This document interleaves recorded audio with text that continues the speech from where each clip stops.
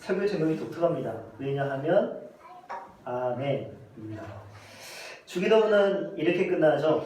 오늘 말씀에는 이 단어가 첨부되어 있지 않지만 우리가 주기도문을 외울 때는 이렇게 합니다.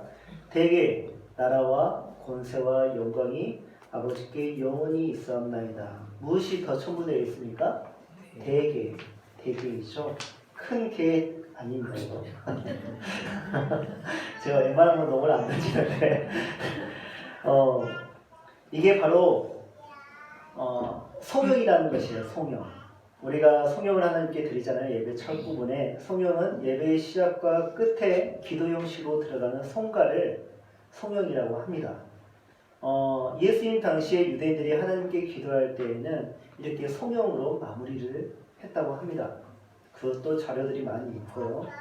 근데 이 성령은 예수님의 제자들에게 직접 가르치신 것인지 아니면 나중에 덧붙여진 문구인지 후대에 가서, 그래서 학자들 사이에서는 의견이 갈리지만 그것은 지금 우리에게 중요하지 않습니다.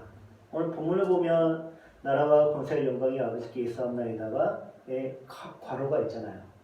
그런 의견이 갈려져 있고 분명하지 않기 때문에 그렇게 괄호가 있는 것입니다.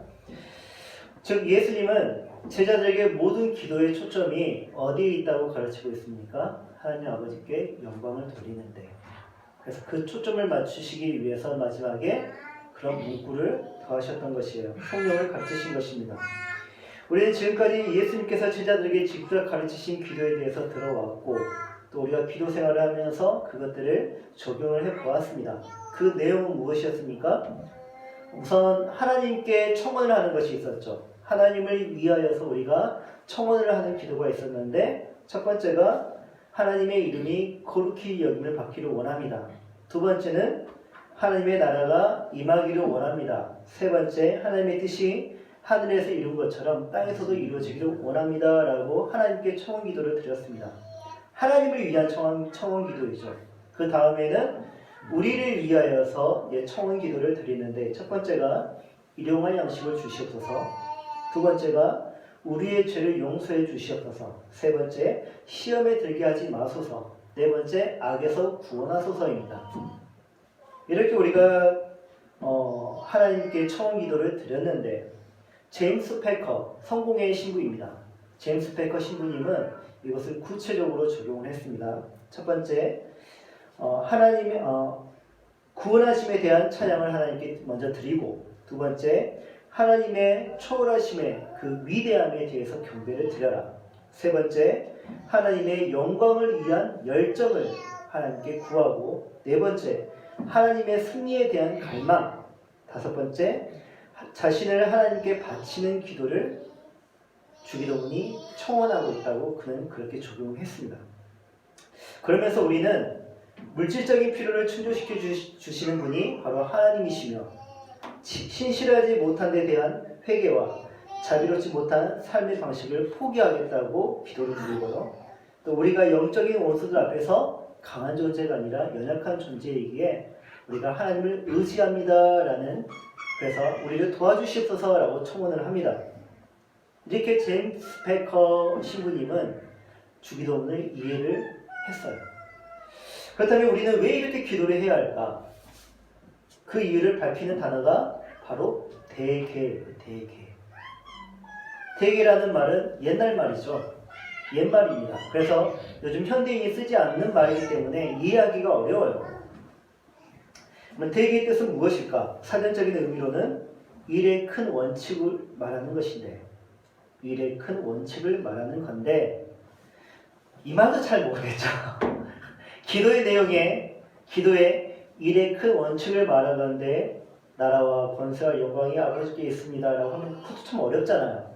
그래서 대개를, 또 일의 큰 원칙을 말하건대를 대신해서 왜냐하면 이라는 단어를 넣으면 훨씬 이해가 쉬워요.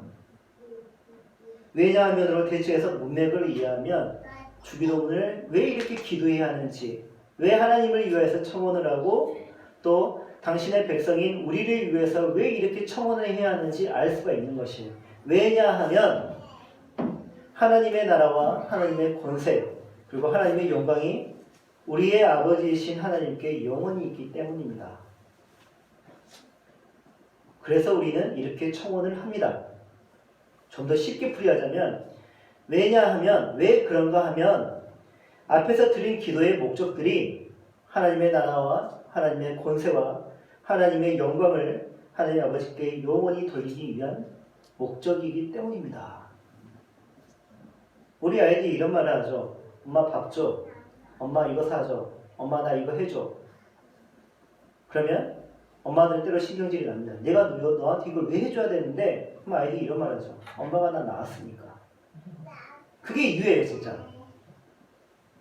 하나님이 우리에게 왜 우리가 이런 처음 기도를 할 때 왜 하나님이 이 기도를 들어주셔야 됩니까?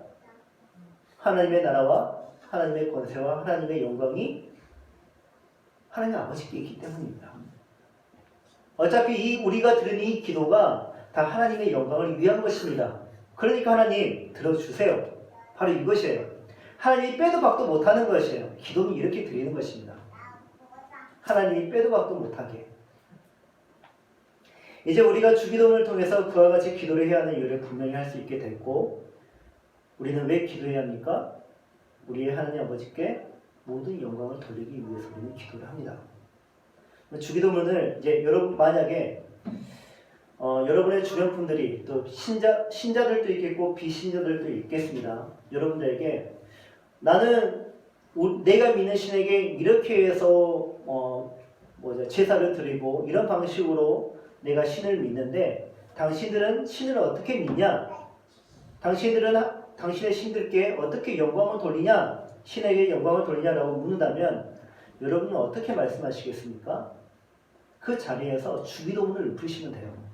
그리고 이렇게 말하면 됩니다. 나는 나의 신이신 하나님께 이렇게 영광을 돌립니다.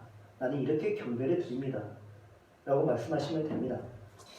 기도를 배운 이 시점에서 우리에게 의문점 하나가 들 수 있습니다. 그것은 바로 굳이 기도를 드릴 필요가 있는가예요. 굳이 기도를 드릴 필요가 있는가. 이러한 의문점을 가지게 만드는 것이 바로 하나님의 주권 때문입니다. 하나님의 주권. 성경은 하나님을 주권적이시고 또 자기 영광과 그 백성의 유익을 위해 만물을 다스리시고 통치하신다고 증거하고 있죠. 하나님은 주권적으로 우리의 모든 일을 작정해 두셨습니다. 그리고 그의 섭리 안에서 그 모든 일이 이루어지도록 직접 통치하시죠. 그러므로 우리의 삶에 일어나는 모든 일들은 하나님의 주권에 의해서 일어나고 그 일을 위하여 우리가 굳이 힘들어 기도를 할 필요가 있는가라는 생각이 들 수 있단 말이에요. 하나님이 알아서 다 하시는데 우리가 굳이 힘들어서 기도를 할 필요가 있는가? 성경은 로마서 8장 28절 하나님을 사랑하는 자들에게 모든 것이 합력하여 선을 이루느니라 라고 말합니다. 그래서 여기에 하나님의 주권적 역사에 의해 일어나는 일에 대하여 우리의 힘을 오히려 빼는 것이 더하는 것이 아니라 빼는 것이 더 나은 신앙 태도이지 않을까 싶습니다. 최근에 몇몇 목사님들과 신앙생활을 하면서 그 신앙 이야기를 나누면서 많은 목사님들이 이런 말씀하십니다. 역시 목회는 힘을 빼야 합니다. 힘을 빼야 목회가 됩니다. 목양이 가능해집니다. 이런 말씀하십니다. 우리도 이와 같이 생각해 보자면 하나님이 주권적으로 이 일들이 이루어가시는데 우리가 우리의 힘을 더할 필요가 있는가? 오히려 그러면 하나님을 해방놓는 일이 아닌가라는 생각을 해본단 말이에요. 하나님이 일을 하시는데 우리가 철학 기도를 하면서 눈물 뚝뚝 흘리면서 기도할 필요가 있는가라는 생각이 듭니다. 차라리 그 시간에 신앙생활을 더 열심히 하는 게 낫지 않을까라는 생각도 해보아요. 우리의 무엇이 필요하다, 무엇을 어떻게 해줘야 됩니다 라고 하나님께 간절히 기도하는 그 자체가 때로는 하나님 앞에서 교만한 모습이자 또 허사로 끝날 것 같다는 생각이 들기도 해요. 하나님은 우리의 의지와 상관없이 작정하신 그 모든 일을 주권적으로 이뤄가실 터인데 우리가 기도에서 얻을 수 있는 유익은 도대체 무엇이 있을까? 어차피 하나님이 다 하실 것인데 우리가 계속 기도하는 것은 과연 옳은 일일까? 라는 생각을 해봅니다. 종교개혁가 존 칼빈은 그에 져서 기독교 강요에서 이러한 질문을 던질 수 있는 사람들에게 다음과 같이 답변을 합니다. 어떤 이들을 말할 것입니다. 별다른 감시장치 없이도 하나님은 우리가 겪는 어려움이 무엇인지 우리에게 무엇이 유익한지 다 아시지 않나요? 그런데도 마치 하나님이 눈을 깜빡거리며 보지 못하시는 것처럼 소리내어 깨우지 않으면 졸고 계시는 것처럼 졸라대며 기도하는 것은 조금 불필요한 일인 것처럼 보여요. 이런 식으로 주장하는 자들은 주님이 우리에게 기도를 가르쳐 주신 목적과 의도를 전혀 모르고 있다 해도 과언이 아닙니다. 기도는 우리 자신의 유익을 위한 것이지 하나님을 위한 것이 아닙니다. 라고 준 칼빈은 대답합니다. 우리는 착각을 하죠. 우리의 기도가 하나님께 영향을 미친다고 생각합니다. 그래서 어떤 기도를 합니까? 야곱의 기도를 하죠. 야곱의 기도가 뭡니까? 씨름이죠. 주실 때까지 붙잡고 놓아주지 않는 것. 그래서 하나님이 주실 때까지 붙잡고 기도합니다. 무엇을 의미합니까? 내가 이렇게 하나님께 열정을 보여드리면 끝까지 내가 고집하면 내 고집이 하나님께 영향을 미칠 것이야. 하나님이 나한테 감동받을 것이야. 그런 생각이죠. 그러나 칼빈은 기도가 하나님이 아닌 우리 자신에게 유익이 있다고 말을 합니다. 생각해 보십시오. 하나님은 우리의 예배와 우리의 찬양에 의존하는 분이 아니십니다. 우리의 예배가 없어도, 우리의 찬양이 없어도 하나님에게는 아무 문제가 없어요. 우리는 그렇지 않아요. 우리는 하나님께 예배를 드려야만 해요. 왜냐하면 영적 생명이 예배에 달려있기 때문이에요. 예배 드리는 자와 예배 드리지 않는 자의 영적 생명은 다릅니다. 분명히 다릅니다. 우리가 하나님 아버지와의 친밀한 관계를 유지하고 더 발전해 나가기 위해서는 반드시 예배를 드려야 하고요. 그 예배를 통해서 하나님을 경외하고 하나님만을 경배하고 하나님을 향한 사랑을 더욱더 드러내야 합니다. 우리는 예배 때 하나님께 사제기도를 드리죠. 우리가 사제기도를 드려야만 하나님이 기뻐하실까요? 사제기도를 드려야만 하나님이 우리에게 복을 주실까요? 우리가 하나님 앞에서 죄를 샅샅이 찾아내어서 일일이 고백한다고 해서 그것이 하나님께 도움이 되지는 않습니다. 그것은 우리 영혼에게 유익이 되는 일이지 하나님에게 유익이 되는 일은 아니에요. 우리는 주기도문을 통해서 하나님께 영광을 돌리기 위해서 기도한다고 배웠습니다. 영광을 돌린다는 말에 집중해 보십시오. 영광을 돌리기 전에 그 영광이 먼저 누구에게 있었는지 생각해 보십시오. 그 영광이 내게 있는데 그것을 하나님께 돌리지 않는 것이 죄입니다. 영광은 무엇입니까? 그것은 나에게 유익한 것들이에요. 나에게 있는 영광은 나에게 유익했던 것들입니다. 무엇이 유익합니까? 명예, 권위, 권세, 기쁨, 즐거움, 풍요, 수많은 것들이 나에게 유익으로 있단 말이에요. 근데 그것을 하나님께, 거기서 나오는 영광을 하나님께 돌리지 않는다면 어떻게 될까요? 그것은 하나님의 주권을 거부하는 행위와 같습니다. 돌리지 않는다는 말은 무엇입니까? 영광을? 그것은 내가 잘해서 얻은 것들이야. 그 말은 또 무슨 말입니까? 주권은 나에게 있어. 내 인생의 주권은 나에게 있어. 내가 바로 내 인생의 주인이고 내가 바로 왕이야. 곧 내가 신이야 라는 말입니다. 그러나 우리는 어떻게 하죠? 그 모든 영광을 하나님께 돌립니다. 왜요? 우리의 주권이 누구에게 있기 때문에? 하나님께 있기 때문에. 종이 주인에게 영광을 돌리는 것이 마땅하지 않습니까? 그래서 우리는 하나님께 영광을 돌리는 것입니다. 그리고 우리는 영광을 돌리면 그것은 끝이 나는 것이 아닙니다. 그 영광에서 가지는 혜택들, 유익들에서 나오는 혜택들은 혜택대로 다 누리고 영광은 돌리면서 하나님께 경배드리고 그 하나님께서 우리에게 주신 모든 유익들은 하나님의 이름 안에서 보존될 것입니다. 그래서 우리는 영광을 돌려야 하는 것이에요. 우리가 그렇게 하나님께 영광을 돌리지만 그렇다 하여 우리에게 주어졌던 모든 유익들이 사라지는 것이 아니라는 말이에요. 그래서 우리는 기도해야 합니다. 모든 일을 작정하시고 모든 것을 아시는 하나님은 이미 모든 사람이 처한 상황을 아시고 그 필요를 채워주십니다. 근데 그렇게만 알고 거기에서 끝내면 안 돼요. 그 필요를 채워주신 하나님께 우리는 영광을 돌려야 합니다. 돌리지 않는 사람은 이 모든 일들이 자신의 주권에 의한 결과물이라고 생각하는 것이에요. 성경은 그것을 교만이라고 말을 합니다. 그리고 죄라고 판결을 내리죠. 사도행전 12장에 보면 헤롯 아그리파 1세가 등장합니다. 이 헤롯 아그리파 1세는 예수님이 태어났을 때 헤롯 왕이 있지 않았습니까? 그 왕을 대헤롯이라고 하는데 그 대헤롯 왕의 손자입니다. 시간이 많이 지났겠죠. 그 헤롯 아그리파 1세가 하루는 이스라엘 백성들 앞에서 연설을 합니다. 근데 그 연설이 얼마나 탁월했는지 사람들이 감탄을 하는 것이에요. 이거는 인간의 소리가 아니다. 이거는 신의 소리다. 여러분 이런 말을 해본 적 있습니까?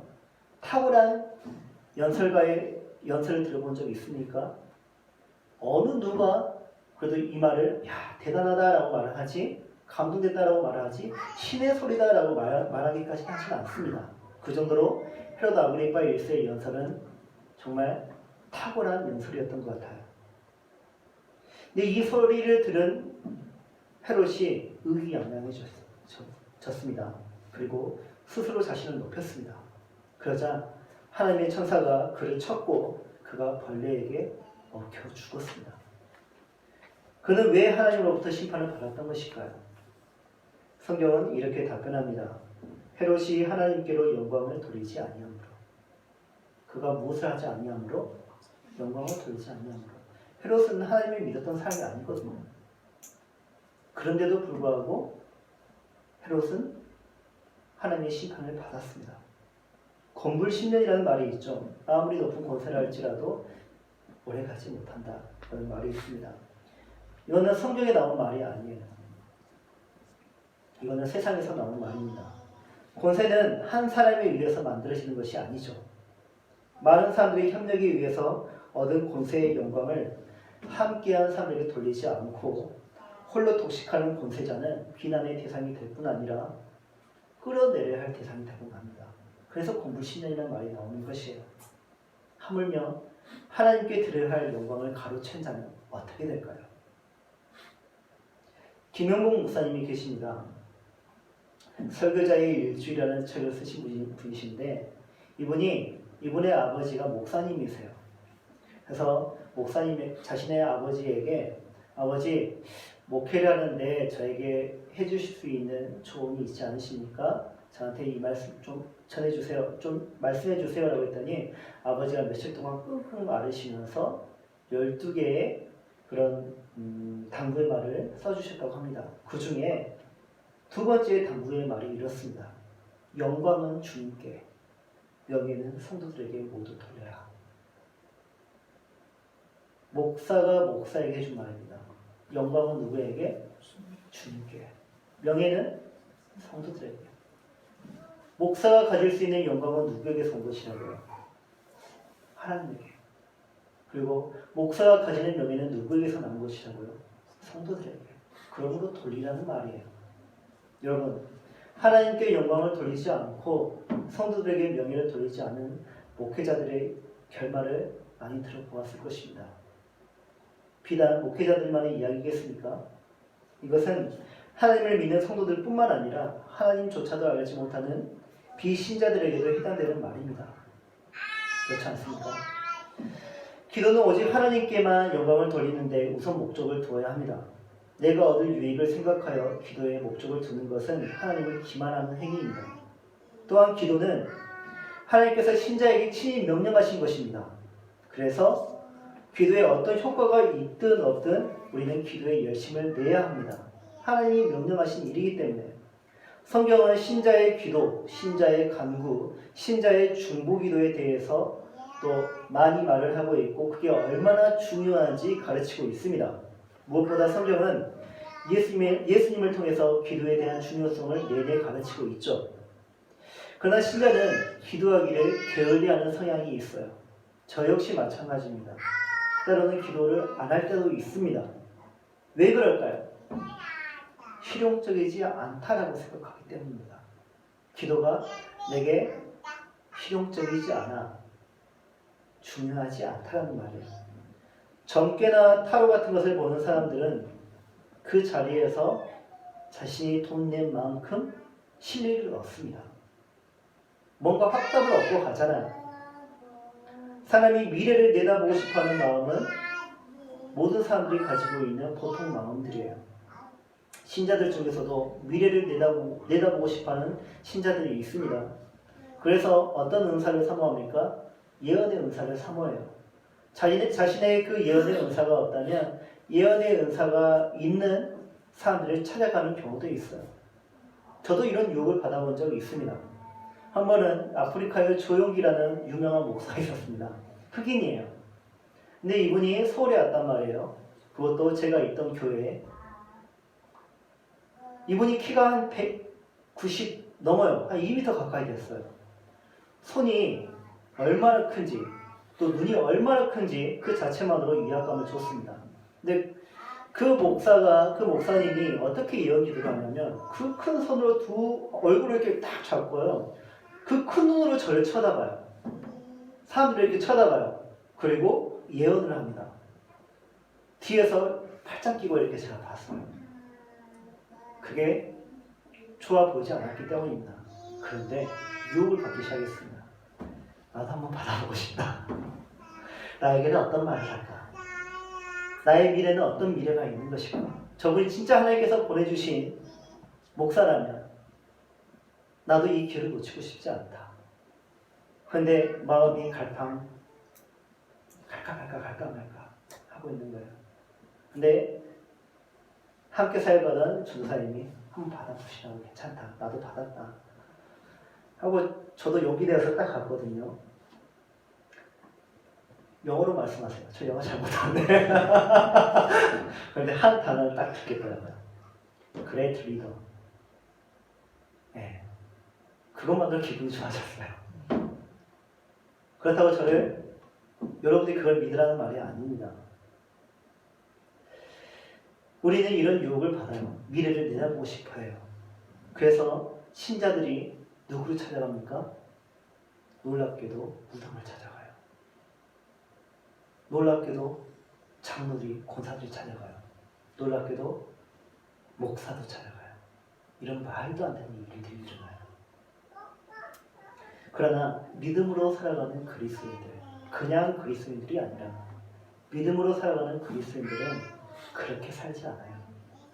인생의 장래는 하나님의 손에 달려있기에 다만 하나님의 선하심을 믿는 가운데 그분의 주권에 인생을 맡깁니다.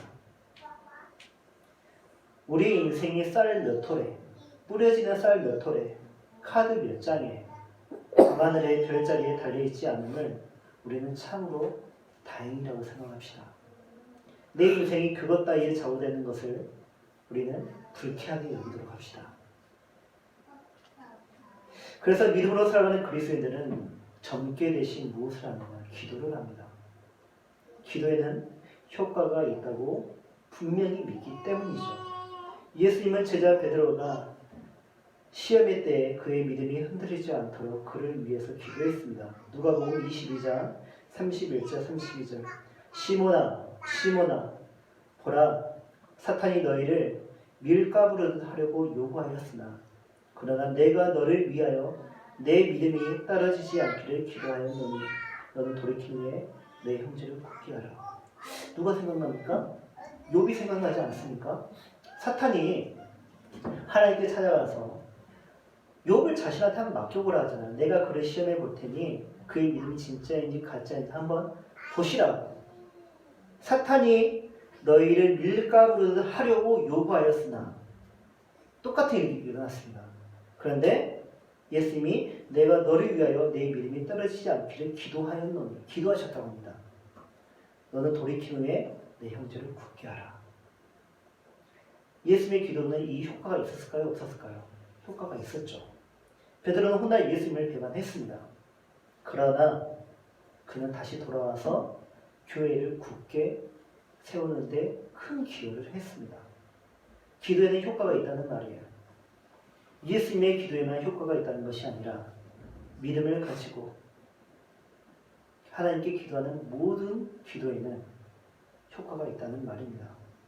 변화를 이끈다는 말이에요. 그런데 우리는 그것을 믿고 그래서 우리는 그것을 믿고 기도합니다. 문제는 무엇입니까? 그 효과를 기대하지 않아요. 기도는 하는데 효과를 기대하지 않아요. 왜 그럴까요? 베드로가 옥에 갇히자 그를 위하여서 성도들이 한 곳에 모여서 밤새 그의 구원을 위해서 기도했습니다. 이 하나님은 천사를 보냈고 베드로를 감옥에서 구출해 주셨죠. 베드로는 자신을 위해서 여전히 기도하고 있는 성도들이 있는 곳으로 향했고 문을 두드렸습니다. 요정이 찾아와서 베드로임을 알고 얼른 산에게 달려가서 베드로가 밖에 있다고 말씀을 드렸습니다. 그랬더니 그 사람들이 뭐라고 합니까? 장난하냐 그거예요.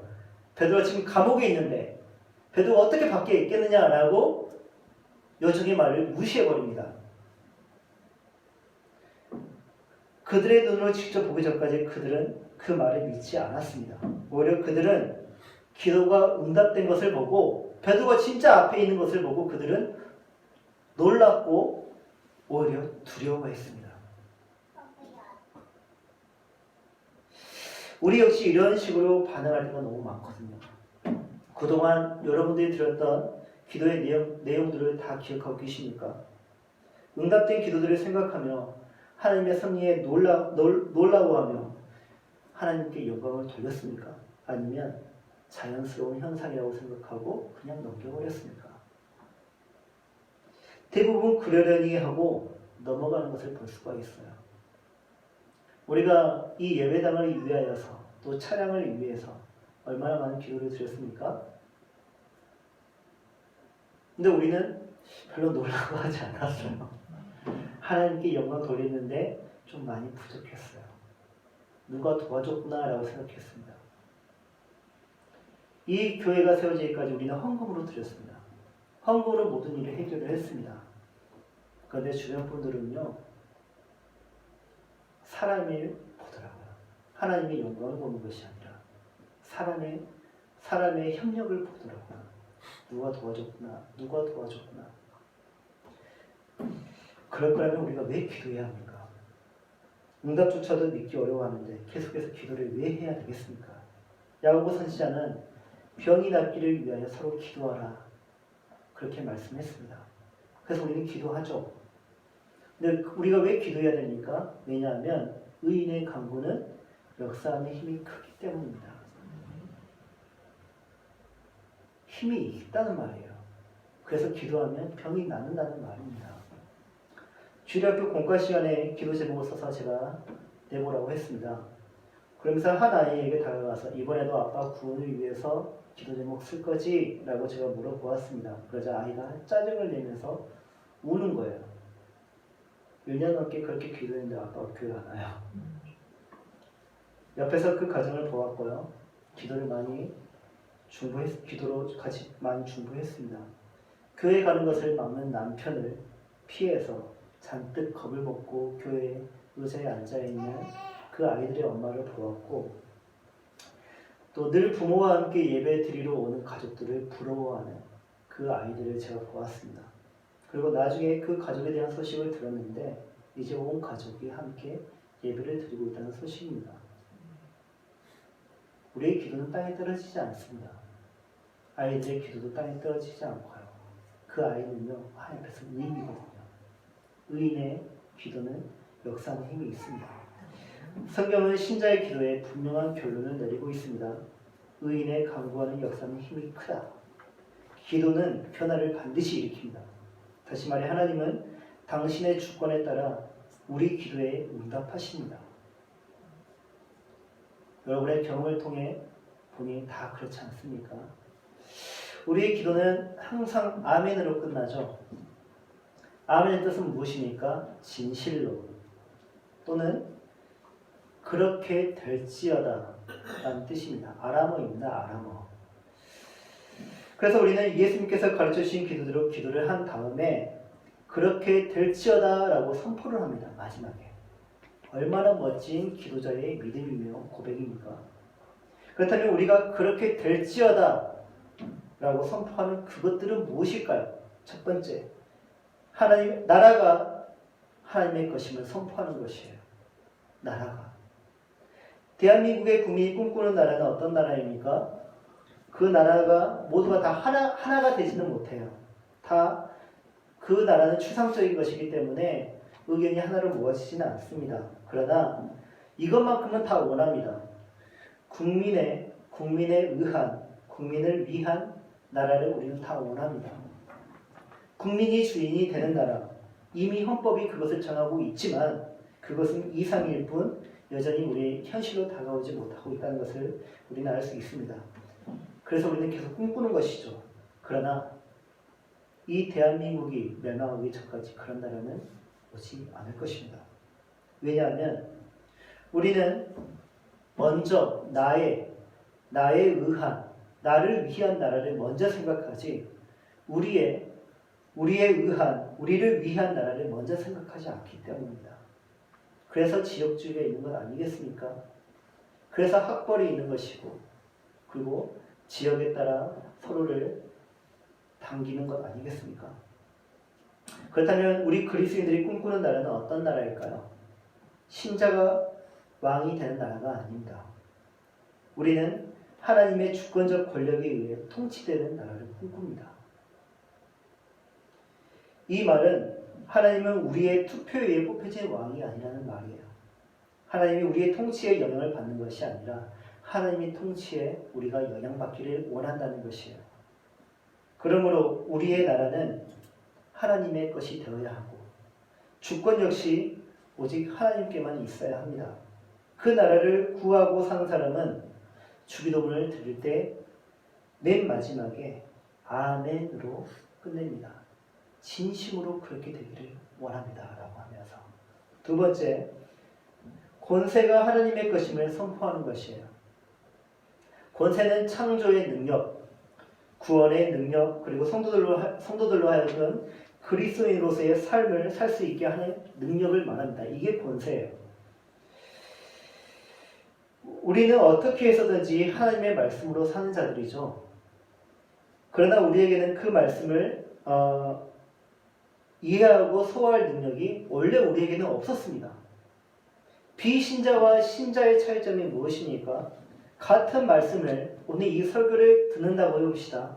이 말씀을 들었는데 신자는 이 말씀을 하나님의 말씀으로 듣습니다.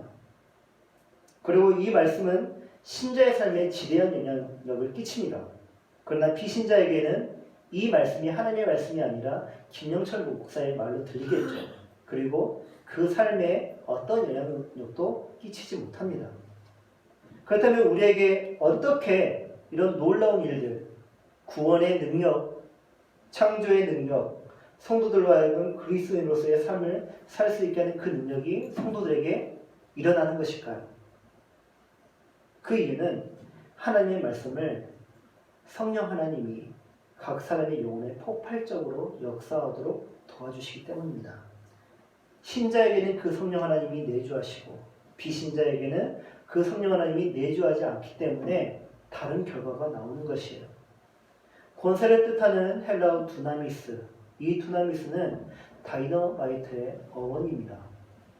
모든 권세가 하나님의 것임을 인정하고 믿는 성도들에게는 폭발적인 하나님의 능력이 나타나요. 그리고 그것을 믿는 성도는 반드시 주기도문으로 하나님께 기도를 드리고 나서 맨 마지막에 아멘으로 끝을 냅니다. 그렇게 될지어다. 진심으로 그렇게 드립니다. 셋째, 우리가 그렇게 될지어다 라고 선포하는 것은 하나님이 영광 받으시기에 합당한 분이심을 선포하는 것이에요. 바울은 만물이 하나님에게서 나오고 하나님으로 말미암고 하나님께로 돌아간다고 고백하면서 영원히 하나님의 영광이 찬송받으시기를 간구했습니다. 로마서 11장 36절, 이는 만물이 주에게서 나오고 주로 말미암고 주에게로 돌아갑니다. 그에게 영광이 세세에 있을지어다. 세례 요한은 어땠을까요? 세례 요한은 그리스도를 간절히 바라면서 이렇게 말했습니다. 그는 흥하여야 하겠고 나는 쇠하여야 하리라. 누구에게 영광을 돌립니까? 그리스도에게 영광을 돌립니다. 음악의 아버지라고 불리는 요한 세바스찬 바흐. 이 바흐는 자신이 작곡한 모든 작품마다 맨 마지막에 하단에 SDG 이 글을 써놨다고 합니다. SDG는 라틴어 솔리데오 글로리아, 하나님께 오직 하나님께 영광을, 이 약자예요. 이처럼 음악의 아버지로서 가지는 모든 영광마저 바흐는 하나님께 영광을 돌렸습니다. 사탄은 인간이 신이 될 수 있다고 하면서 그 마음을 깨웠죠. 하나님처럼 너도 선악을 분별할 수 있는 그런 능력을 가질 수 있을까요? 선악과를 먹으면 너도 그래서 하나님처럼 영광을 받을 수 있어. 그렇게 꿰어냈습니다. 인간도 하나님처럼 영광을 누릴 수 있고 받을 수 있는 존재가 될 수 있다고 그를 유혹하면서 오늘날 많은 사람들이 사탄의 유혹에 게임을 받아 신이 되고자 또 신을 가장하는 모습으로 그렇게 살아가고 있습니다. 하나님의 이러한 주권과 권세와 영광은 일시적이지 않습니다. 영원전부터 그랬듯 영원까지 하나님은 주권적이시고 그 능력은 무한할 것이며 그의 영광은 무궁할 것입니다. 그리고 우리는 이 놀라운 진리 앞에서 이렇게 말합니다. 아멘. 그렇게 될지어다. 역대상 29장을 보면 이스라엘 백성이 다윗 왕의 지시에 따라서 성전 건축을 위한 헌물을 가지고 오는 내용이 있습니다. 다윗은 백성이 드린 막대한 헌물을 한 곳에 모았습니다. 그리고 백성 앞에서 그것을 보고 흐뭇해하거나 또 기뻐하거나 그것들을 계수하지 않았습니다. 또한 다윗은 예물을 아낌없이 들고 온 그들을 칭찬하지도 않았고요. 자신의 영이 백성들 앞에 서는 것을 보고 만족하지도 않았습니다. 다만 그는 하늘을 향해 눈을 들고 하나님께 이렇게 기도를 드렸죠. 여호와여, 위대하심과 권능과 영광과 승리와 위엄이 다 주께 속하였나니 천지에 있는 것이 다 주의 것이로소이다.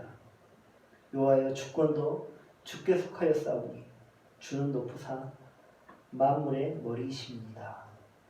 하고 이렇게 모든 영광을 하나님께 돌립니다. 이처럼 다윗은 나라와 권세와 영광을 오직 하나님께만 돌리고 있습니다. 신앙은 이렇게 하는 것입니다. 그리스도인은 이렇게 사는 것이고요. 우리도 다윗처럼 살 수 있습니다. 반드시 이렇게 살아야 하고요. 매일의 삶 속에서 이 거룩한 삶을 이루도록 저는 여러분을 위해서 간절히 기도할 것이고 또 저를 위하여서도 여러분이 기도해야 할 것입니다. 우리 예수양교회는 이런 신앙의 자세로 2020년을 살아야 할 것입니다. 이 뜻을 함께하는 우리 입술에서 항상 이 말이 나오도록 합시다. 아멘. 그렇게 될지어다. 믿으십니까? 아멘. 아멘. 그렇다면 우리 다 같이 이 말씀을 의지하여서 하나님께 찬송을 드리고 다 같이 기도드리도록 하겠습니다.